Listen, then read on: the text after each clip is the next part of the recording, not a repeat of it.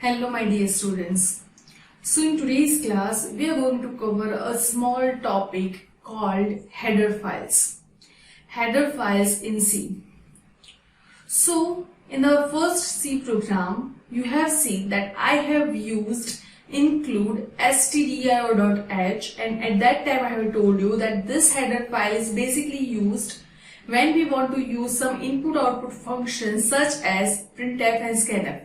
But what is this header files? So sometimes you want to use some predefined functions in C programming language such as printf.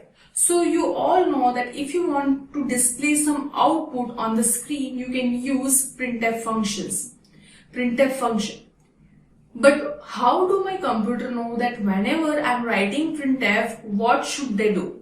How do it know that they should display that particular string on the output screen? How do my computer would know that if I'm using scanf in the code, they have to take input from user? So there are some predefined functions whose definition are stored in other files. Those files are known as header files. And in C programming language, we are having so many header files, and some of them are listed on the table on the screen, as you can see it over here. So stdio.h is the header file, is basically used for standard input-output functions. You can also use it for files. There are some other header files such as math.h. Sometimes in your program, it is needed that the logic includes trigonometric functions such as cos theta or say sin theta and all that kind of functions. Or sometimes power function, right? Sometimes the exponential, sometimes the square root, ceil function, floor function, absolute value. You want to find some absolute value. You want to find some ceil values of some particular number or some particular float number especially.